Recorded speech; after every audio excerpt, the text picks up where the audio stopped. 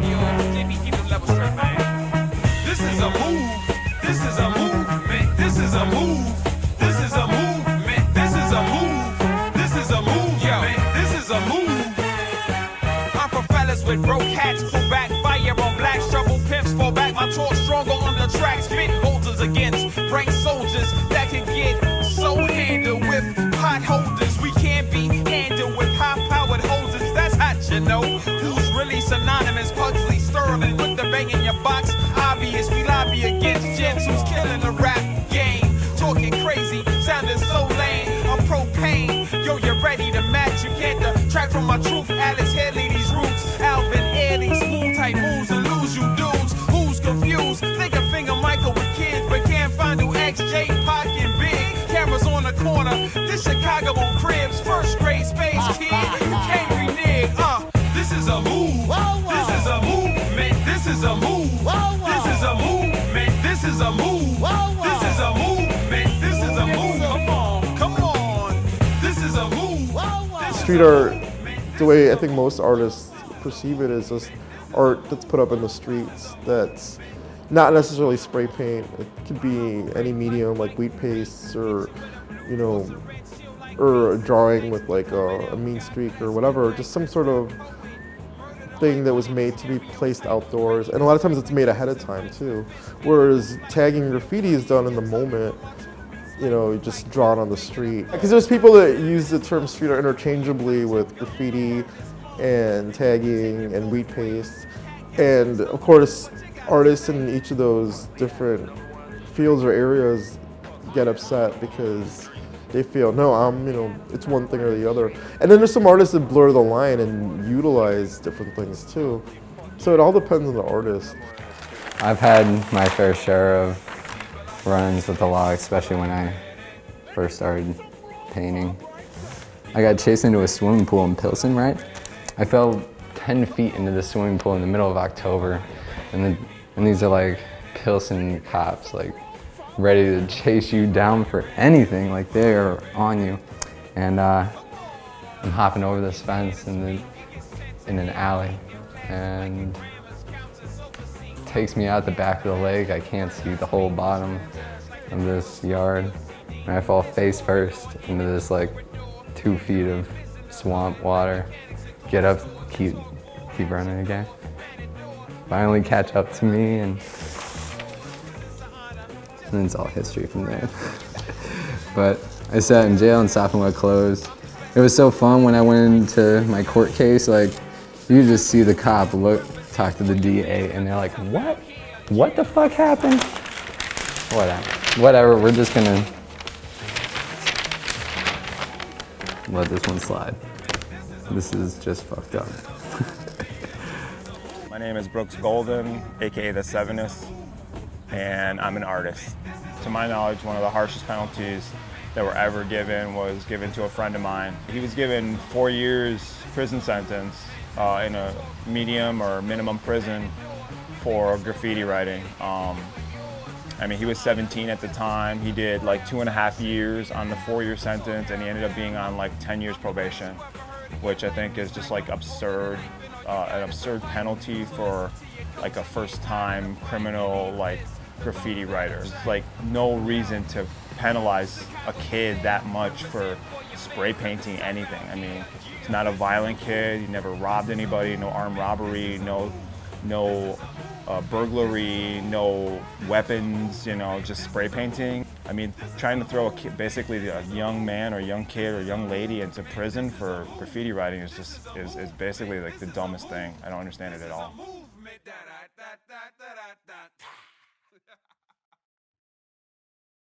I mean, I started doing graffiti in probably 7th or 8th grade, but I was terrible at it, and I wasn't really very interested in like the name, like having a name or having, I guess, basically calligraphy-based art, which is ironic because now I really love calligraphy, but I'm still terrible at it. And I guess it never really occurred to me that an image could be a presence on the street. just as equally as a name, and so that's where the drawing faces kind of started. Towards the end of me being in high school, I started seeing sunny as rain clouds all over the neighborhood I grew up in, and I think that was kind of like this moment of like, oh yeah, like this is simple and this is image-based and really, really beautiful and awesome. And so that was kind of like this dawning moment for me that it doesn't necessarily have to be all text.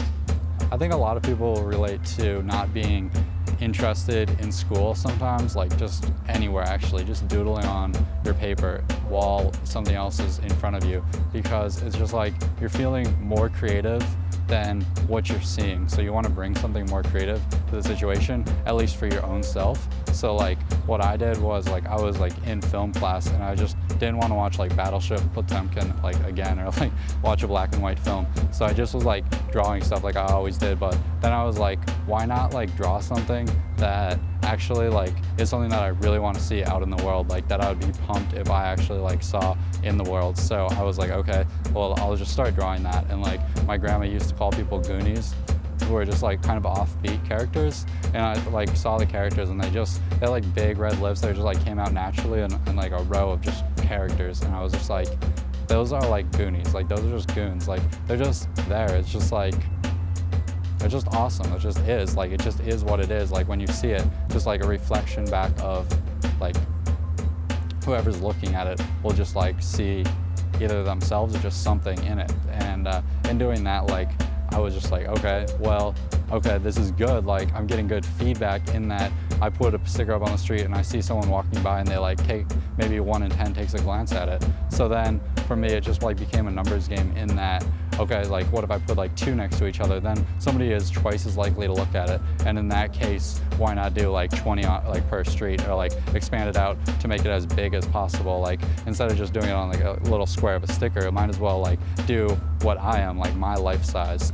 I was working downtown a decade ago when I started seeing stickers by goons like here and there, and I got really excited because up until then there had been street art in Chicago, but there really wasn't much, and nobody was really drawing characters on stickers. And that's always been like my favorite, just growing up in Chicago with the type of art that's been done here, like the Imagists. It was more character based or more colorful. So when I saw that, I got really happy. And I kept seeing it around downtown, and finally I found one sticker that had his email on it. So I sent him an email, and from there we started communicating and we became friends, and it was interesting to see his work get bigger and bigger because he's like more than 6 feet tall. So this art was pretty much his height, like all the stuff he was doing later within a couple of years. And just the way it blossomed into these giant wheat pastes is really interesting scenarios. Like it wasn't just the little monster faces anymore with the big lips, it was more like situations or portraits. So I was really happy to see how much he was able to accomplish in the time he was here.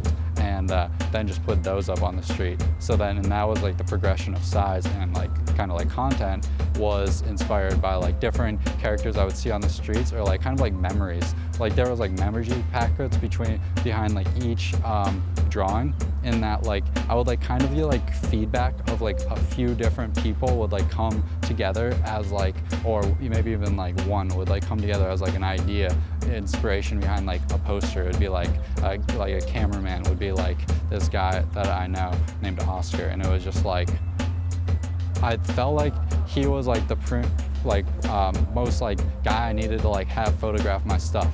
So like I like made a poster of him based off of like this other guy who took photos in Chicago in the 40s, because it was like such a cool original photograph that I thought, why not remake it and make it after somebody I know who I'm trying to network with. And like in that, like I think that like crossed my like left and right brain because it put like a combination of like the creative side with like the extremely like thoughtful like networking side. So it was like, okay, like now that they're matched and like mishmashed, I just like have been playing with that ever since. And like that's I think why my colors have become so like washed out and like intertwined and stuff, because it's like you don't want to like compartmentalize your mind into like different parts where like that does different things, but it's better to use all of the information at once and like direct it outwards in like one focal point. So like that's what my art is. It's just like a focal point of like colors or like just energy, you know, being put into one place, but it can be drawn from anywhere. And that's why I like to cover as much stuff as possible, because it's like sure the streets are great, but you wouldn't want to limit yourself just to doing illegal things, because there's Red Bull cans and there's gum companies and there's trucks and there's galleries and there's streets and there's chalk and there's like a million ideas that you can do, and there's videos, and all of that shit, internet combined, is like it really allows you to like express yourself like creatively. And I just got hooked into doing that, and I haven't been the same since. I think the characters come from just, I don't know, watching a shit ton of cartoons when you're a kid. I don't know, you just see how they're drawn, see how they like express something. But I guess also I just saw everyone with an identity of a character, and I like that aspect of a relationship between an artist and a unique character to themselves. And I saw other artists doing that. I was around Goons when he was getting up really hard in Chicago. Melt, Sorrow, Solve, Swift, who else? Choke. They all had an identity, and I love that. I loved seeing it, and I wanted my own. Slowly built out of like personal experiences, just doodling, finding me. The owl, to me, I hate to like be nonchalant about it and be like, it's not really a big thing, because it's really like what I focus on now. But in its origin, what it was is I like birds as a whole. I like drawing birds, like crows and pigeons and hawks and falcons and owls. I like all birds. I'm a bird person. I love birds. The owl happened kind of accidentally. I was just drawing, like, I think I was drawing a pigeon, and I was like, oh, I'm gonna do this. I'm gonna draw this word bubble kind of shape, and then I'm gonna do this, and then I put a little eyes and a little nose, and I'm like, oh, that actually kind of looks like an owl. And then I kind of just kept, from that moment that I saw that owl and whatever doodle it was, I was like, oh, owls are cool. I like owls. I always liked owls. I'm like, I'm from the city, so we don't see a lot of owls in the city. We don't have any familiarity with those birds in particular, but I always liked owls. I always liked that they were kind of spooky and weird, and I like kind of cute and creepy, which an owl is definitely like all of that in a nutshell. Like, and it's like, you know, when they're babies, you know, they're just this bundle of fur with these big claws and these giant eyes. And then they kind of grow into these kind of menacing birds, I mean, birds of prey. And they always, like a lot of those, what is it called, species of owls have this really pissed off look. They look really pissed. And it's like, that's just how they look. They just look pissed off and like perturbed all the time. And that really, like, just looking at those images and thinking about all of the folklore that goes with owls, was really attractive to me, like as an idea, like as a starting point to like start making art about these things. I've been drawing since I was a kid. I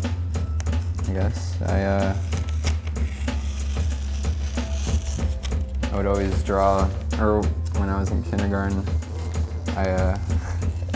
we had to draw a picture a day, right?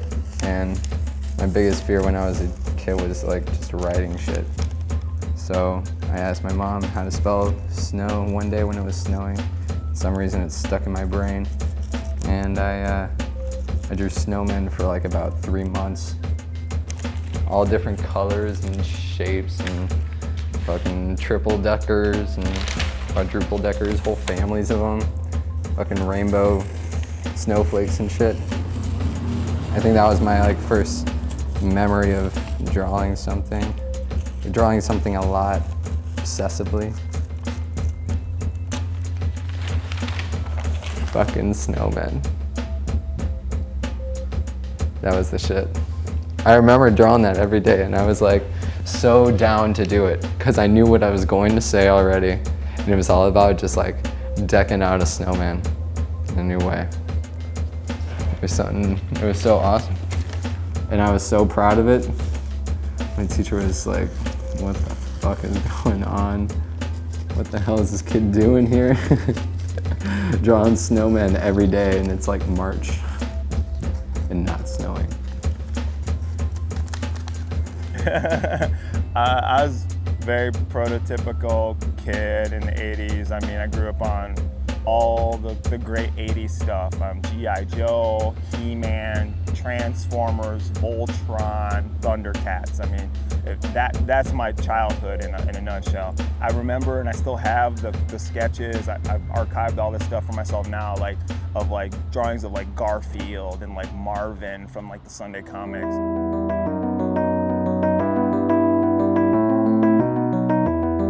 Supplies-wise, I try to get the most I can for like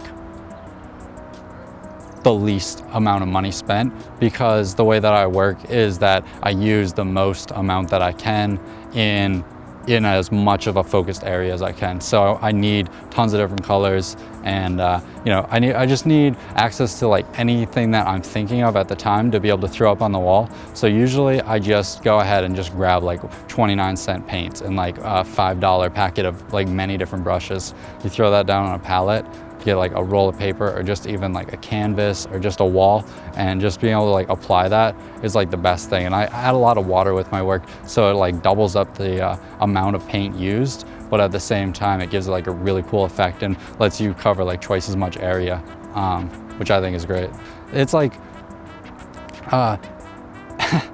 it's like water is great because it mixes well with like dirt or like that kind of material, like solids, in that like the paint and the water mix, and they can go over anything. They can go over a dirty wall. They could like cover absolutely anything. And I think it looks really good on even just paper, because then the paper goes over the wall and it's almost like it was meant to be there. It's almost like, a lot of people ask me, did you paint that directly on the wall? But it's like, no, like it is on paper first and then paste it up, because I do need that layer of separation to make it pop out of the paper. So I put it on the paper first, but then when it goes on the wall, I think it just like, it stands out so much. And then the paint just, if it gets a little bit of dirt with it or whatever, like natural like sediment that's around that rainfall might bring into it, it just like makes the whole thing pop out. And like, it's more just like, it's like a dude who just took a shower, who then just like stands on the wall and like just lets as much dirt get on him as possible.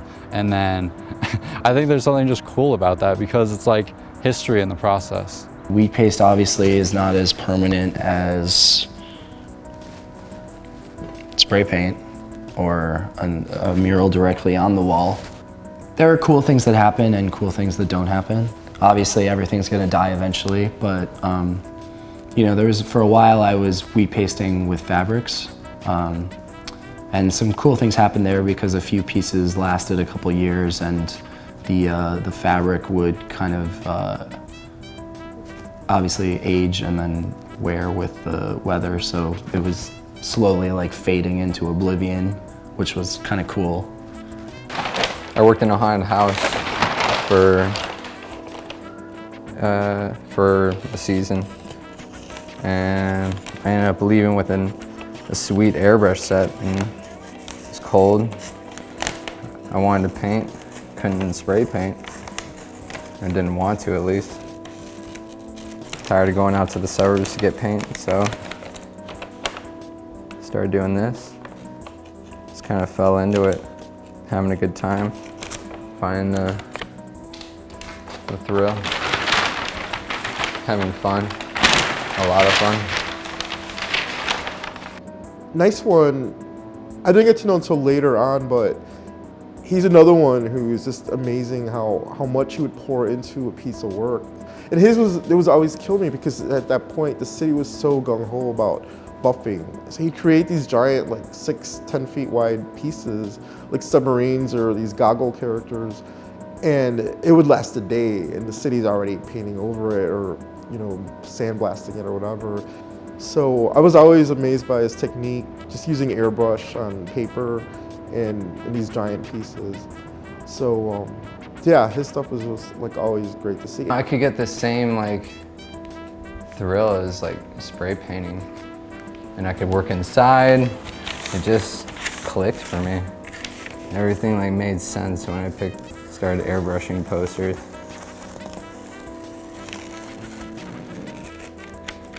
Like it made more sense than like any sticker I made, any board I drew, any mural I kind of did up to that time, because I just couldn't figure out spray paint all that well. Airbrush, I was just like, fuck, this is awesome. And I'm gonna do this so different than anyone of these other guys that you see airbrushing and body painting. I can't do that. This stuff just drives me nuts. Just can take it a whole different direction. When I first started in high school, I was, I lived in Chicago, and obviously there was this, and still is, the spray paint ban, and I had no interest in going to the suburbs.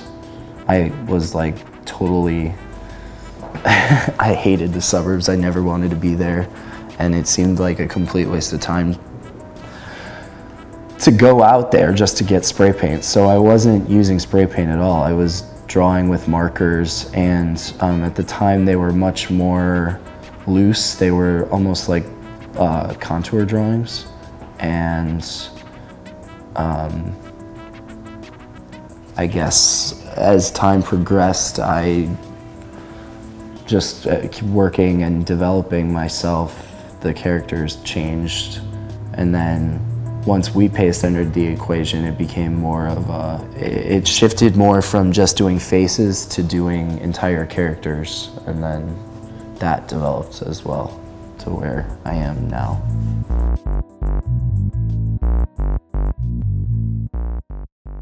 When I first became intrigued with street art and graffiti, I was living in Hawaii, and so through the advent of internet, so to speak, and magazines, I just found out that there was so much happening in this, to me, new type of art, street art and graffiti.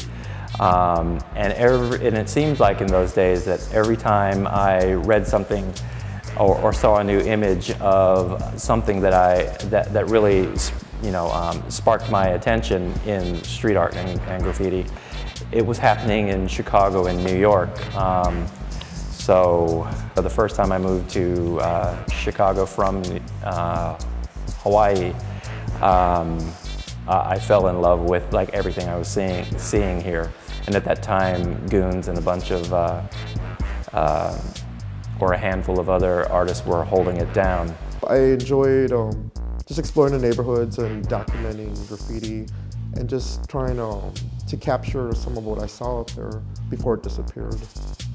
And then from there, I started meeting people. Well, I never really met people until the CTA's graffiti contest. That was in the early 90s. I started going to that, and then just talking to people there, start realizing, oh wait, this is the person who did this wall or this tag, and just realizing it's a whole community of people that all knew each other. I moved to New York for about 6 years, and I was exposed to a completely different game and presentation. So I moved back to Chicago, and I realized that along the way, because for lack of technology, i.e.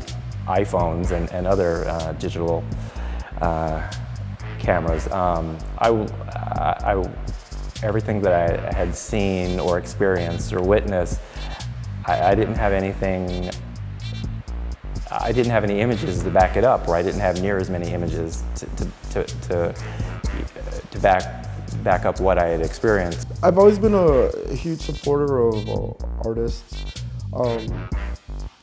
I was lucky to be in this program in grade school that exposed us a lot to art. We went to a lot of art museums. We literally had weekly 30 trips a year for 4 years straight. So we went to like every museum multiple times.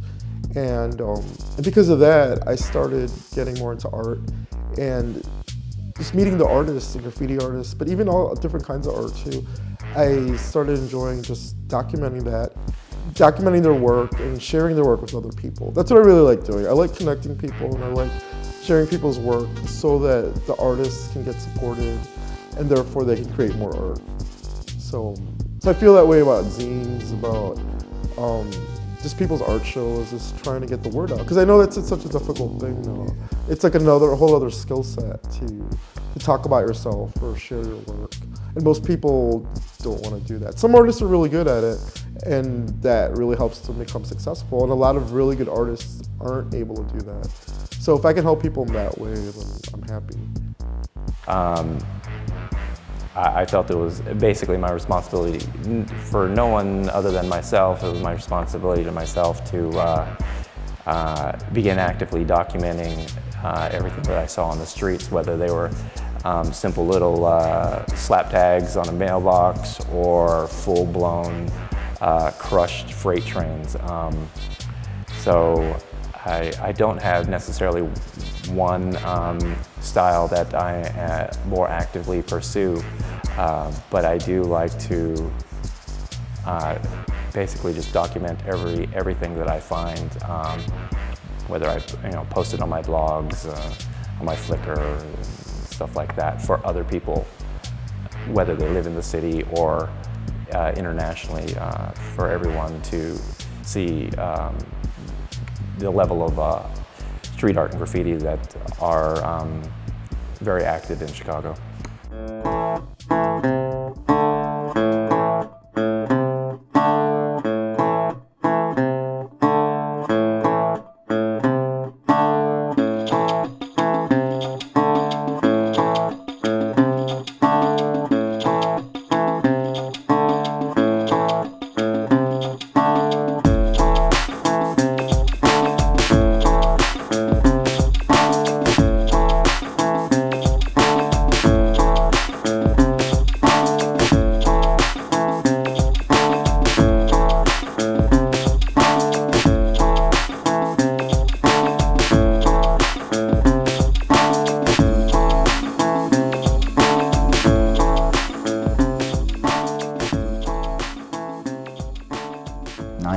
% of what I've made is no longer in existence. I don't even really have a problem with that. I mean, there's checks and balances for everything. I mean, I think the buff is bullshit, and I think it's bullshit that we're spending $3 million a year to slather brown paint over fucking everything. I mean, we could at least, have it be like yellow or something, give a little dignity to the city. It's been discussed for so long, but over the years, it was just really depressing to see like really great, vibrant walls just covered with like brown bucket paint. It's always donated paint. It's a mixture of color, like the Oops paint from Home Depot. And it's just the shittiest colors. And then you look at it, it's like, really, is this better than what was there beforehand? Like, it's just depressing to see that. So the buff, for the longest time, Chicago didn't support murals or any type of outdoor art. Even though Chicago was sort of like the locus for it, like in the early 70s or late 60s. Like the whole mural movement started pretty much in Chicago and spread to other cities. But then by like the 80s or 90s, that had totally died down here. You can tear it off and I'll put it up again, and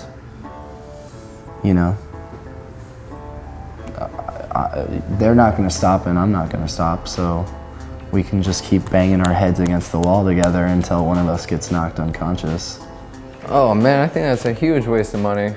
God, like if I think of the 5 G's that they spend on some of those walls, that like a single wall that they buff on a regular basis, that 5 G's of the city's budget is going just to that one wall.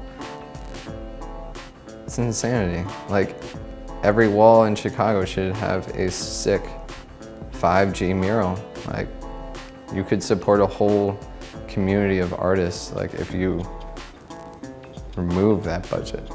Just think of what this city would be. I know people kind of hate graffiti, and I understand, like, if you don't come from a creative place or have creative people around you, you're not into art, you never grew up with art, or you don't see any value in it, and you know, if you're from a different generation where graffiti really just wasn't something that existed, I can understand how people get like, this is just, I don't like this, I don't understand it. I think that's what it is, people just don't understand graffiti. It can go from something that is very disliked to a place where it finds a public acceptance and approval. And I think that's important that the city realize that, oh, the same guys that did these amazing murals are the same guys that used to tag on the trains 10, 15 years ago. And making the connection in a real logical way and not just being kind of like, oh, it's completely different, it's a gang thing, it's not this, it's that. It's like, it's all the same. Like every writer that I know that now does amazing murals worldwide, nationwide, all came from the same thing. They all started with the tag, writing on things illegally, moving through the traditional graffiti process, going through the boot camp of graffiti, like learning how to do all these steps, and then hitting a point in their graffiti writing where they wanted to move on to something else. It's interesting, the attitude too. I mean, just from, I think culturally, no matter where you go, there are people that are going to be pissed off about graffiti, but it seems, from the experience that I've seen here and have discussed with other writers and other street artists, quote unquote, is that the attitude here is a lot more, I think, prideful than anywhere else, to like the point where, like, I've been walking down an alley and caught a tag, and someone must have, someone in the building above must have seen me and called the cops on me. And, there's this attitude of just everyday civilians calling the cops on writers that I don't necessarily think happens anywhere else. At least I haven't heard stories of it the way I've heard of stories of it here. And not even like your property, like, someone completely with no involvement in the situation whatsoever, just butting their head in and calling the cops. Which is kind of, I don't know, a little crazy. But what can you do? So it was really depressing to see like Chicago just so anti any type of outdoor art. And now I think it's changed a lot. Like the last 4 or 5 years, it's definitely changed. Like cities are starting to realize that it brings tourism, it makes neighborhoods more interesting. So I'm glad that a lot of that is getting supported now in Chicago, because we were really lagging behind a lot of other cities. Why not let people paint murals and things on the underpasses of the railroad tracks, like the stuff that's hidden off to the side, like who cares? Like I certainly think that people shouldn't be like writing on people's houses or hitting on people's like vans, or, well, I don't know about the vans thing, but they definitely shouldn't be writing on anyone's house, and they certainly shouldn't be writing on anyone's car or garage. That's someone's personal property, and that's like, that could have been my uncle or your grandmother or somebody, I don't think that that's okay. Because there's a place for graffiti. There's lots of back cutty shit that go for 100 miles along the railroad that there just could be graffiti there. I think the amount of graffiti that I've noticed has stayed constant throughout my life. And Chicago is definitely not as bombed as like San Francisco or New York, but I would definitely disagree that any policy or any financial investments that they've made have stopped it or reduced the number of graffiti, because you won't stop it, you can't stop it. I just don't think it's as big a deal. And there was a number being thrown around years ago, like $9 million was being spent. Come on, really? Like $9 million to like what? To pay people on some payroll to like sit around in these trucks and like spend 4 seconds removing graffiti? That costs $9 million? Like, that just seems like a huge bit of hypocrisy to me. It's a huge waste of money. I feel like what the city should do is take heed to the things that are happening, like the grassroots programs that are happening through galleries, through arts advocates groups that are trying to get artists together to paint big murals, and taking younger artists who haven't gone through the traditional graffiti process that want to go right into mural making and nurture those artists in a way that they save themselves a step, because you take those artists right away and you allow them to just go right to the mural painting, they skip right over the graffiti writing normally, because people just want to express themselves. It's not like there's this like underlying stigma that you have to like be a tagger, or I don't even like that word. Don't scratch that word. I hate that word. A graffiti writer. There's no underlying like thing in the culture that says that you have to like be a graffiti writer. You could go right from being like a kid that's into art and into graffiti and right into mural painting. It happens. It's happening. There's people here that are not graffiti writers, that are painting with spray paint, that are doing large-scale murals, and it's amazing. I just feel like with Instagram too, and the accessibility, the easy availability of shooting with, phones, that more people are documenting, which is great. So I feel like I used to be like really gung-ho, I need to go shoot this piece or whatever, but now it's like I figure someone else is gonna get it. It's definitely gonna be on Instagram. Someone's gonna shoot it somewhere. So I don't feel as that prevalent need to document that kind of work anymore. If I see it in person, I'm glad to shoot it, but I'm not gonna go out of my way anymore to go look for it, because most times the artist himself is able to document it, which is great too, because I feel like years ago I was studying photography and I'd go to a show, concert, and I had a camera in my hand and people would part, like it was like a sea parting, like, oh, he's got a camera, and I'm like, no, I'm just shooting for myself. But people had this respect for photographers, and it was rare to even see a camera at a show besides, tribute photographer or whatever was there. And now everyone's got a camera in their hand, which is great too. Like, I feel that it sharpens people's eyes. Like, some people are getting better at shooting, composition. The more you see it, the more you see good photography. So, but it doesn't feel as special anymore too, because everyone's got a camera in their hand too. So I don't know, I think it's great that artists are documenting their work. I know so many graffiti artists who never documented anything. They didn't think about it. It didn't occur. There's always like one photographer and a crew who'd maybe document things, but a lot of things were lost or missed because they didn't take a picture. And now I think most artists know enough to document their work. So you don't need as many street photographers to be doing that. Well, there still are a lot of people that do that, but just about anybody can take a picture now. So.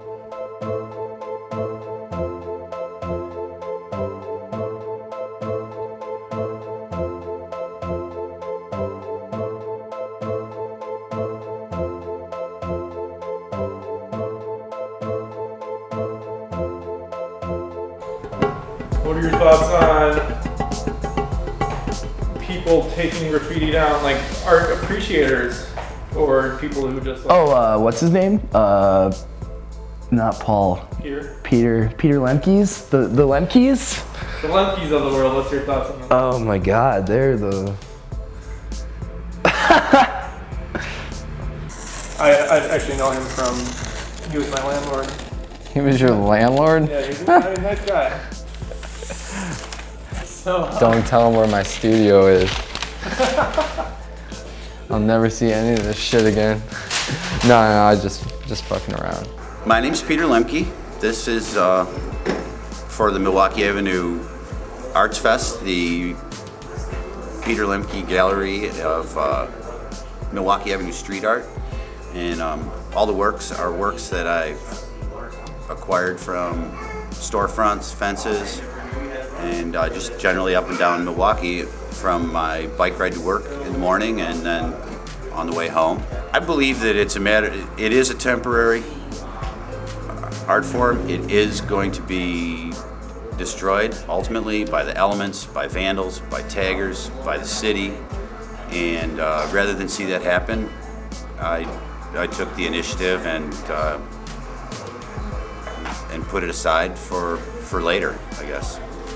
The big issue for a number of people is what the artist intends to have happen to the work. And for me to take it is to destroy it, which I believe it will be destroyed ultimately anyway. I have never sold anything. I don't plan to sell anything. I would gladly entertain the collection going to an institution that could manage it and maintain it and keep it from further deterioration. But I think that's kind of a long shot. So we'll see how that goes. But I think it'd be a shame to, take it down and put it away and have nobody see it again. And in that regard, that's a lot of why I brought it out, because I think it's worthy of being seen again, and hope this raises awareness. A lot of my friends who are street artists were complaining on social media that they just seen their artwork on the walls there. They're really upset. So I went there, and Peter's, is a nice guy. I've met him, I see him at art shows, but that was my first time meeting him. And he seemed genuinely that he really did care about the art, that he wanted to share it with people. I really wasn't in agreement with just pulling the art straight off the walls, because as a photographer, I'm used to just photographing it and documenting it, even though there's times when I was very tempted to, I really want this piece. But I don't think I've ever taken a piece of street art, except for one sticker by Barry McGee, because he's my favorite artist, but it was already peeling off the wall, so it was. But most of the time, I actually tend to, if there's something I like, I try to find the artist and I purchase something from them. So if they're not doing a show, I'd still ask them if anything's available. And I have purchased things from different Chicago street artists. As far as people taking work from the street, I've gone and I've done 180 many times about the whole process, and I've gone from being like, they should just leave it alone, this is why it's in the street, is because they want to for myself, I want to share that work. So if I put something up in the street, I want it to be there as long as possible.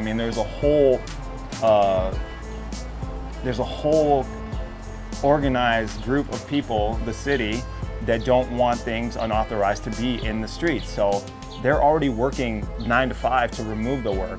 So my thing is, if you're a citizen and you're a person walking the streets, or it's in your neighborhood, the best thing that you possibly could do is just take a photo and share the work with other people. When you put it on the street, you do lose control of it, and your will can no longer be imposed on it. One of the visitors came in last night who'd heard the debate, and she said that she'd been involved in spray painting trains in New York, and her attitude was, once you're done and that train pulls out of the station, you've given it away. And certainly that is an opinion in the artist community. It's like, once I put it up, I've lost control. And so in that regard, I don't feel that I've done anything wrong. You've defeated the purpose of, you're going against what the artist wants, which is to share the work with as many people as possible. I only speak for myself. I don't know what other people want, but I put work out on the street because I wanted to share with as many people as possible. If you take the work and you put it in your house, I'm flattered that you like it, but that's not how you should go about attaining the work. I could make you a work per commission that you could own. The piece that I put on the street is for everybody. And I think it's just really selfish to take the work. Now, do I understand that it's street art? The moment you walk away from it, it could come down off the wall that night, or somebody could walk behind you and remove it, or they could come behind you with a drill and take it off the wall. I understand that, but that's like an anomaly. That's not something that happens all the time. But if somebody's gonna go and have a purpose about taking things off the street that they see, I think you're working counterproductively to the artist. Just from firsthand accounts from friends whose art was taken, what they were more upset about was that they had just put it up, and several hours later it was already gone. So it didn't even last a day.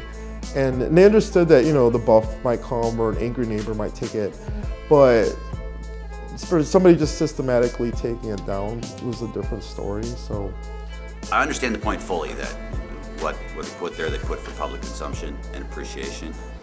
And I began taking it in the first place because I appreciate it, and I thought it was a tragedy to see its demise. Milwaukee Avenue certainly is a meridian for the arts. Wicker Park quite heavily, Logan Square more and more, and ultimately I believe that element will be gentrified out of the neighborhood, and it will find more appropriate or new places to put their work. But for the time being, it was here, and like other genres of art, stencil graffiti in Paris in the early '80s, or the New York style graffiti also in the '80s.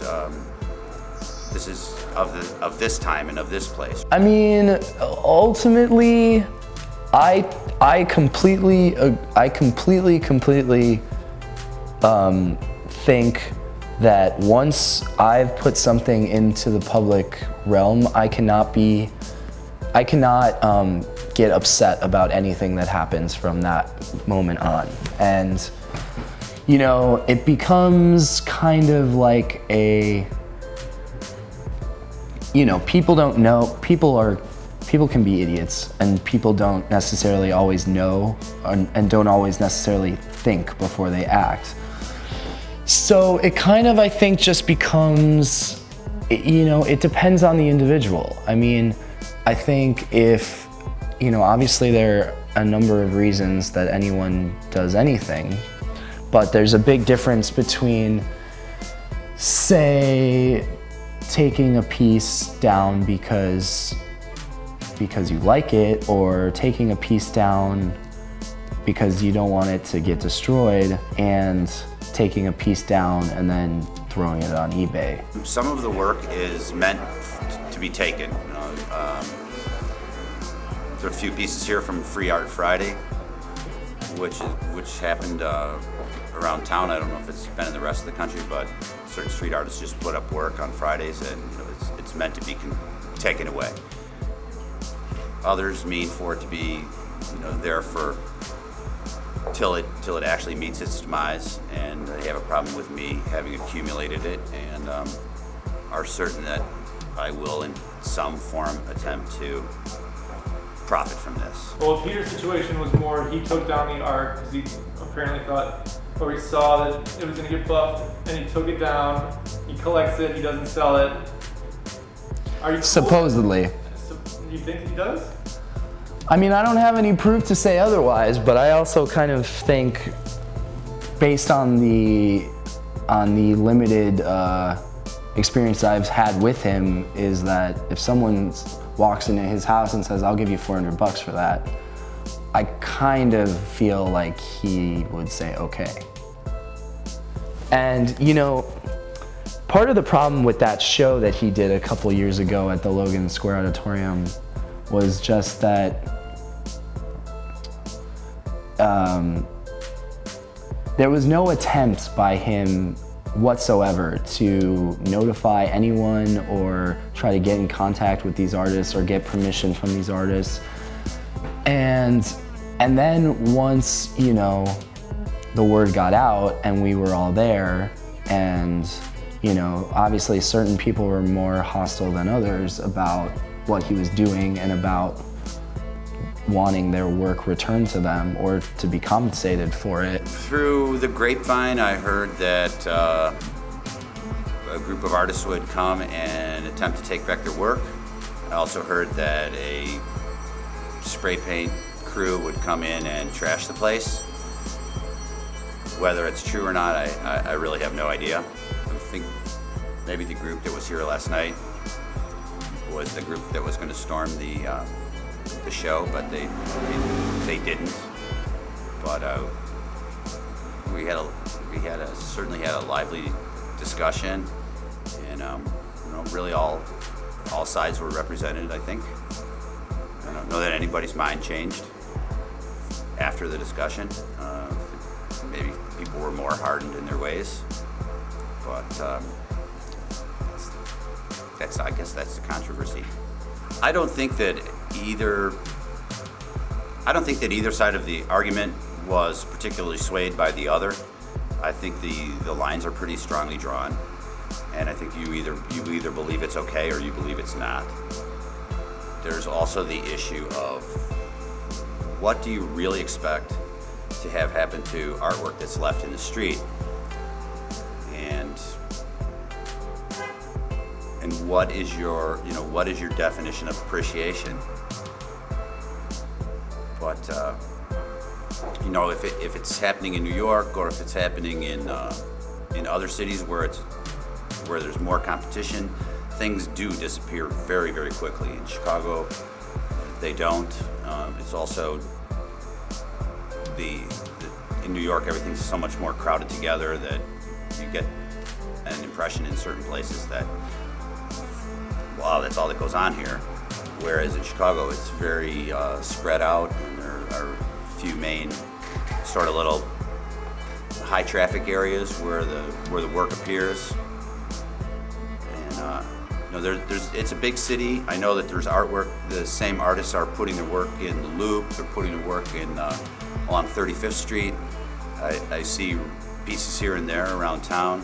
And this collection of work is strictly from Milwaukee Avenue and the adjacent feeder streets. A couple things from Elston Avenue, but all these artists use Milwaukee Avenue as kind of a regular posting place. And some people say, well, why didn't you take a picture? I don't know. When I want to see something, I don't like to, log onto my computer and go look at it. I know the official position of the city. That opinion is certainly not in the artist's favor. They consider graffiti and all street art to be blight. I think that if you do take it off the street, you should be a little more sensitive to or aware of why you're taking it off. If you're just ganking stuff from the street to fulfill your collection and not share it with anyone else, that probably isn't the best thing to do. Not to mention that you could sometimes get in trouble with the said owners of the original artwork that was placed on the street. So I have mixed feelings about removal of the art from the street. So it is a touchy subject. Archivers, preservers, like these people that dig up bones and shit and like preserve that shit. I don't know, like people preserving something like that is so temporary. Important. I got no problem with it after it's up and I got my flick.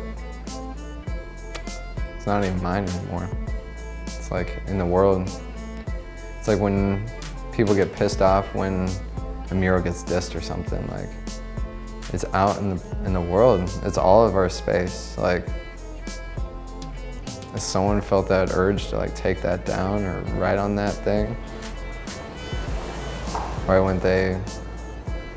We should gotta be accepting of it all. Well, it's unethical in a lot of people's eyes for me to take the artwork. It's, and this is kind of sticky, it's illegal for them to put it up. It's illegal for people to affix their work to other people's property. And the city does consider it a nuisance. That's not a justification for what I'm doing.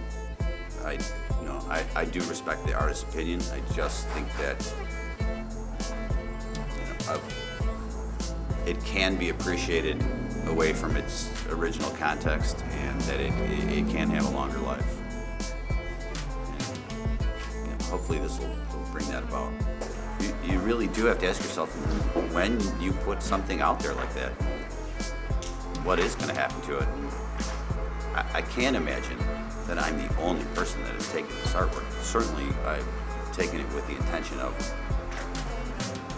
creating a critical mass sort of body of it. And like I said, where that'll lead, I really don't know. You know, I'm interested to meet the individuals, and as interested in their opinion as in their work. You know, I think the interesting people make interesting artwork, and it's been an interesting experience.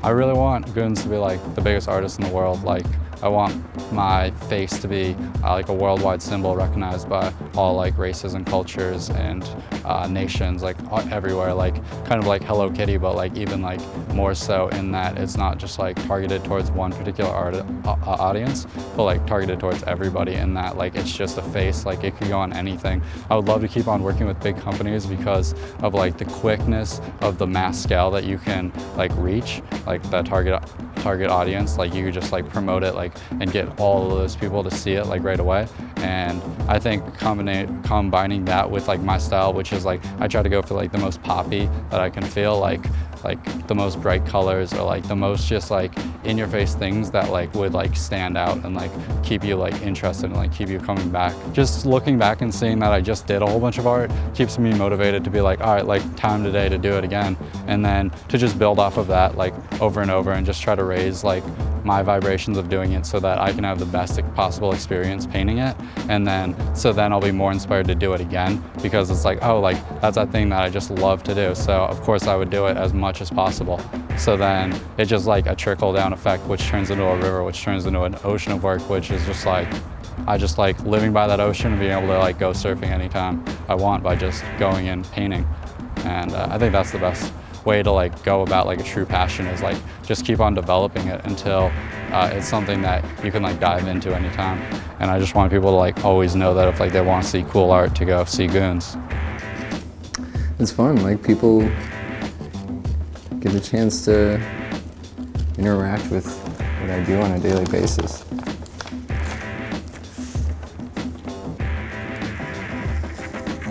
I wouldn't say like I'm more privileged than anyone else to be doing it. I think everyone's doing it in their own way.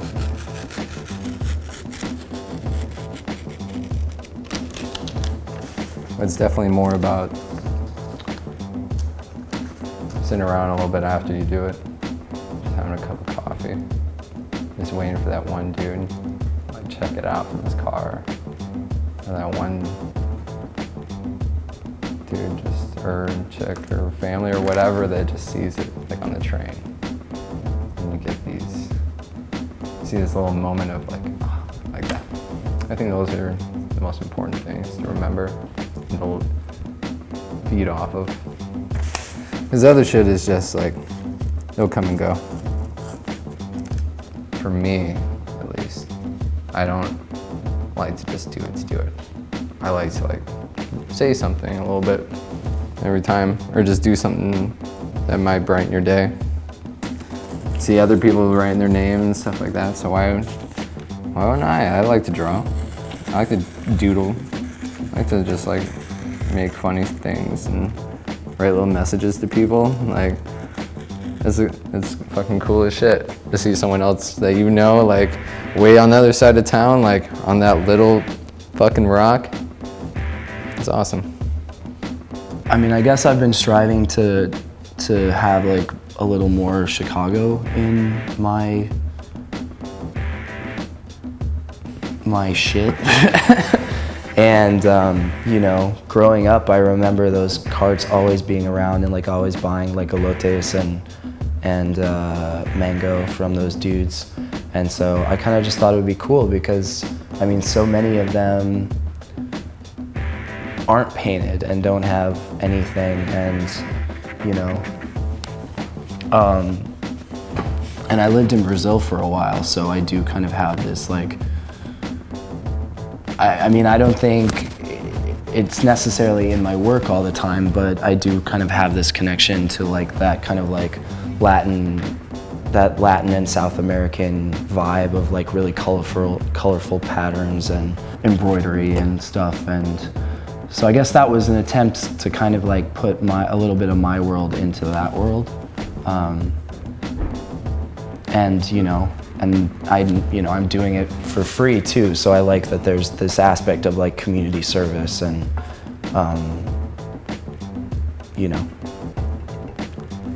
helping your fellow man or some shit.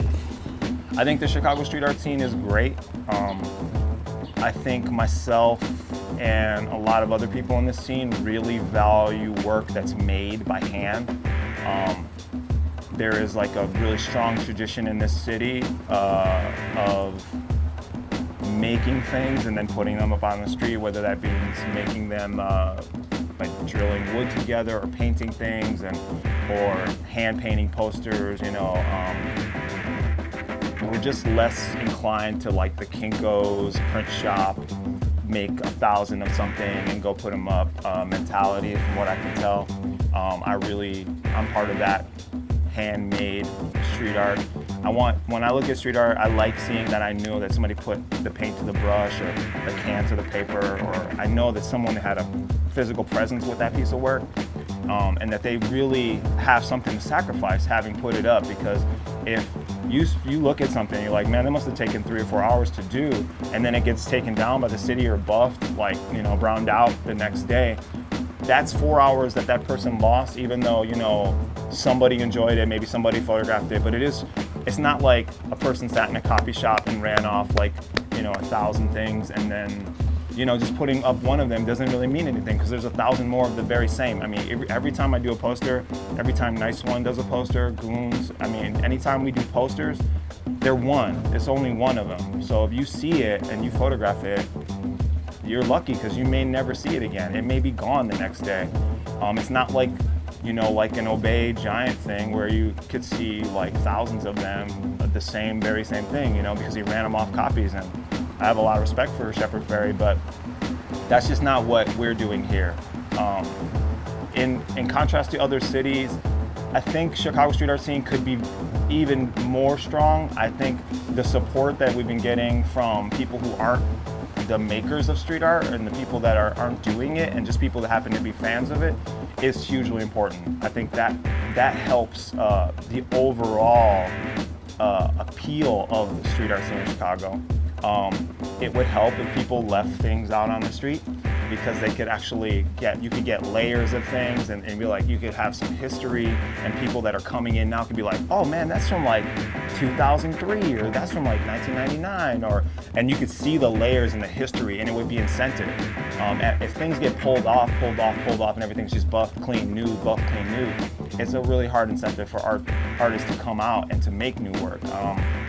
There is a big surge right now in Chicago with lots of new artists, even artists coming in from other cities nearby to like work in Chicago and to represent in Chicago. So I think that's really positive. I'm well aware of the street art scenes in every major city. What I am concerned with is how Chicago's street art scene is, because I'm here. I'm going to participate in that. I'd love to participate in New York street art scene. I have in some level. I'd love to participate in Oakland and San Francisco and LA, and I have on some level. But right now, Chicago is the most important place for me, and I want to make Chicago the best place and the strongest work, and I want to be part of that. When Chicago rises to the top, I want to be there when that happens.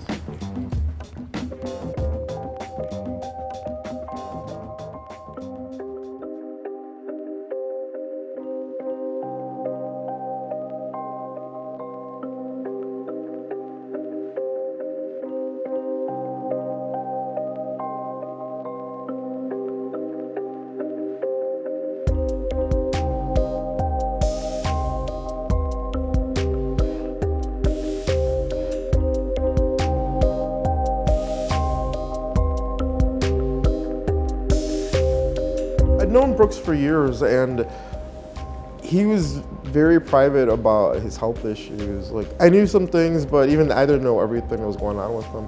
Over the years, I knew that he always had different things with diabetes and cancerous lumps and things. We went to go visit him, and he was in basically a coma. And then And the very next morning, his girlfriend, Natasha, called me like at 6:30 in the morning. She'd been there all night, and he passed away. So it was a huge shock. And I think most people had no idea he was sick or how serious it was. I'd never seen Instagram. My entire feed was just people talking about Brooks and pictures of him and memorializing him. And it was just like, you realize how many people he knew, how many people it affected. And then within a day, Nice One, Lady Lux, and 2 other artists used one of his images of a pyramid with an eye on it as part of the piece. They put Sevenus, which is one of his earlier names.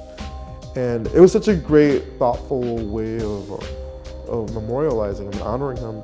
He was one of my best friends, so I couldn't even like cry that week, so I just poured all my energy into, I really wanted to memorialize him. Chicago Urban Art Society was really nice enough to offer their space to put the show together. So we borrowed pieces from his girlfriend, from people who had collected his work in the past. And about 15 artists created memorial pieces. Within 2 hours, we hung this huge show. It was really insane how quickly the show got hung. So at least I was able to do that for him, because he'd not had many shows.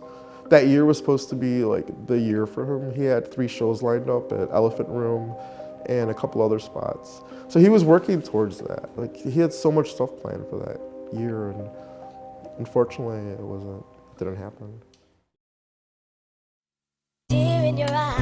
And she said if she knew my song, she would sing along. Okay. And don't it feel so good? Okay. And don't it feel so good? You know. Now this is Pugs, man, it's more than just rhyme. This is love of my life in these lines. We get up and get out to get shine. It's like a free fill up on pub number 9. Or who you with people wants to chill and recline. Or matching numbers in the lottery line. Today's destination anywhere will be fine, as long as we're together getting better with time.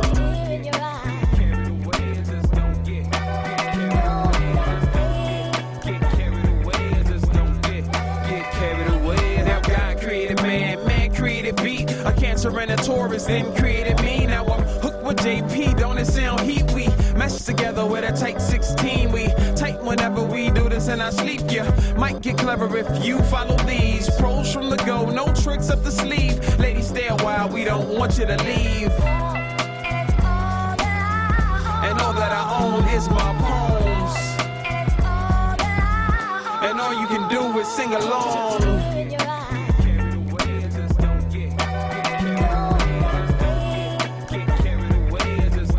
Feels real good, man. Man, JP, aka Call and Response. Came with it on this one, man. Just takes me back, y'all. It's been real fun. I just want to take this time to say what's up to all my people that remember them days when you first get into hip hop. And it's what you live and breathe. Hold on to the memories, y'all. There's something I want to do. I want you to get a voiceover of me reading what the Vision Quest is, like from a dictionary. And that's the only thing I want to do. I want that to be part of it. I want to, like, verbatim read to you what a Vision Quest is, and I want it to show up somewhere in my heart. Even if it's like, it's just going to be like one sentence, like, or 2 sentences, so it's not going to take more than 15 seconds of the time. But I really want to do that while we have the audio. Okay, here we go. Last time. Vision Quest. A traditional Native American vision quest consists of a person spending 1 to 4 days and nights secluded in nature.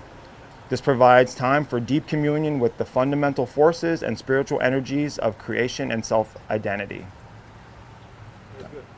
Cool. Thanks, man. Alrighty. Is that it?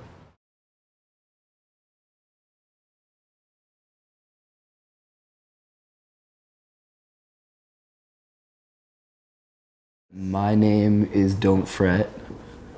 I'm a Chicago-based human. And I don't really care for mayonnaise very much.